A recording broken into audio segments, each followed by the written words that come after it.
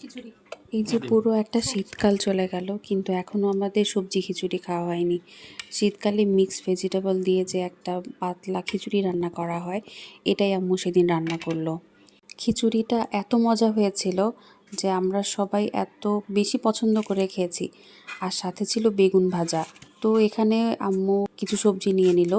এখানে ছিল গাজর, ফুলকপি, এরপরে দিবে কিছু মটরশুঁটি। এভাবে আম্মু হাতে মেখে খিচুড়িটা বসিয়ে দিচ্ছে। তো চাল আর ডালের পরিমাণে 250 গ্রাম হবে চাল ডাল। এরপরে যা যা মশলা লাগে, হলুদ, মরিচ, ধনিয়া, জিরা, আদা বাটা, রসুন বাটা, জিরা, গোলমরিচ বাটা, আর সয়াবিন তেল, একটু সরিষার তেল দিয়ে এভাবে হাতে মেখে খিচুড়িটা আম্মু বসিয়ে দিবে। তো এভাবে হাতে মেখে খিচুড়ি আসলে অনেকেই বসায়, কিন্তু আম্মুর খিচুড়িটা একটু ডিফারেন্ট হয়। এভাবে হাতে কচলিয়ে সব মশলা দিয়ে মাখিয়ে দেওয়ার পরেও আম্মু পানিটা দিবে 2 ভাগে। একটু প্রথমে কষিয়ে নিবে, গরম পানিটা দিয়ে দিল। একটু কষানো হয়ে গেলে পরে বাকি পানি দিয়ে সেটা খিচুড়িটা আবার পাতলা করা হবে। এটা আপনারা ভিডিও দেখতে দেখতেই বুঝতে পারবেন। এখানে দেখা যাচ্ছে যে খিচুড়িটা এখনও চাল শক্ত, কারণ পানিটা এখনও কম। তো আম্মু এখানে ঢাকা দিয়ে দিল। খিচুড়িটা মশলার সাথে কষানো হয়ে গেল। এখন আম্মু একে একে সবজিটা দিয়ে দিবে। আর এখানে চাল অর্ধেকটা সেদ্ধ হয়ে গেছে। তো প্রথমে গাজর দিয়ে এলো। গাজরটা যেহেতু কিছুটা শক্ত, তাই আগে গাজরটা দিয়ে দিল। এরপর একে একে ফুলকপি আর মটরশুঁটি, কাঁচামরিচ দিয়ে দিল। এখন এই মশলা আর গায়ে গায়ে থাকা চালটার সাথে যে মশলাটা আছে, সবজিটা এই মশলাতে কিছুক্ষণ কষানো হবে।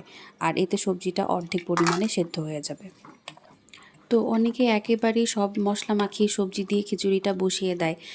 তো সেটা পোলাওর চালের জন্য ভালো হয়, কিন্তু ভাতের চালটা যেহেতু একটু শক্ত, আর এভাবে একটু কষিয়ে নিলে খিচুড়িটা খেতেও বেশ মজা হয়।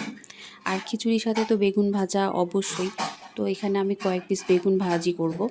তো বেগুন ভাজি করার জন্য একটু মুচমুচে যেন থাকে, তার জন্য আমি একটু চালের গুঁড়া দিয়ে কোট করে নিই। আর বেগুনে লবণ, হলুদ, মরিচের গুঁড়ার সাথে আমি একটু সামান্য চিনি দিই। এতে বেগুনটা খেতে মজা লাগে। আর এখানে চালের গুঁড়াটা দিয়ে একটু সামান্য কোট করে নিলেই হয়, খুব বেশি দিতে হয় না, বা চালের গুঁড়া, শুকনো চালের গুঁড়া দিলেই হয়। এখানে অন্য কোনো মশলা দেওয়ার কোনো দরকার হয় না। আর এই বেগুন ভাজিটা বেশ মুচমুচে থাকে, কিন্তু খেতে হবে গরম গরম। এটা ঠান্ডা হয়ে গেলে আর সেই স্বাদটা পাওয়া যায় না। তো বেগুনটা আলতো হাতে কোট করে নিলেই হয়। এখানে লবণ দেওয়ার জন্য যে বেগুনটা পানি ছাড়বে, তখন আপনা আপনি চালের গুঁড়াটাকে বেগুন টেনে নিবে। আর বেগুনের গায়ে চালের গুঁড়াটা ফিক্সড থাকবে। তো এখানে গতকালকের একটু মুরগির মাংস রান্না করা ছিল ঝোল সহ। তো আম্মু খিচুড়িতে এই মাংসটা দিয়ে দিবে। তো খিচুড়ি এখন কষানো হয়ে গেল সবজি সহ। তো আম্মু খিচুড়ির জন্য পানি দিয়ে দিচ্ছে। তো খিচুড়িটা এই পানিতে একটু পাতলা হবে। আমরা একটু পাতলা খেতেই পছন্দ করি। আর এরকম পাতলা খিচুড়িকে ঢাকাইয়া ভাষায় ল্যাটকা খিচুড়ি বলে। তো আমরা এটাকে পাতলা খিচুড়ি বলি। আর এখানে বেগুন ভাজা থেকে একটা ভালো ঘ্রাণ আসার জন্য, সরিষার তেলে একটা ঘ্রাণ আসার জন্য একটু সরিষার তেল দিয়ে দিলাম আমি উপরে। হালকা আলতো হাতে একটু কোট করে সরিষার তেলটা দিয়ে দিলে বেগুন ভাজা থেকে একটু সরিষা ঘ্রাণ আসে, এটা ভালো লাগে খেতে। এখন খিচুড়িটা সেদ্ধ হয়ে গেছে, আর শেষ পর্যায়ে এসে আম্মু এখানে মুরগি মাংসের ঝোলটুকু দিয়ে মিশিয়ে নিল। আর এই পানিটা আরেকটু শুকাবে। তো অনেকেই এখানে রান্না করার পরে একটা বাগার দেয়। তো এখানে যেহেতু আমরা সব তেল মশলা দিয়ে বসিয়ে দিয়েছি, এখানে আমরা আর বাগার দিব না। এখানে আম্মু এই তেল মশলা থাকলে তেল মশলাটাই দিয়ে দেয়। তো রান্না হতে হতে আমি এখানে বেগুনটা ভাজি করে নিচ্ছি। বেগুনটা দেখতে এখান থেকেই বোঝা যাচ্ছে যে ক্রিস্পি হচ্ছে।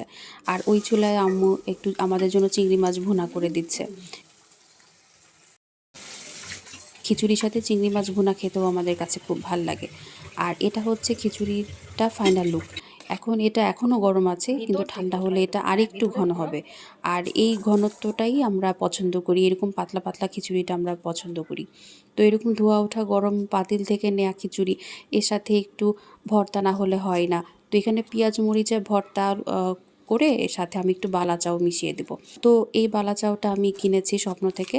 এটা কাজী ফার্মসের বালা চাও, বেশ ভালো কোয়ালিটিফুল একটা বালা চাও। তো গরম খিচুড়ি, বেগুন ভাজা, সাথে একটা ভর্তা আর চিংড়ি মাছ, এই শীতের জন্য বেস্ট কম্বো।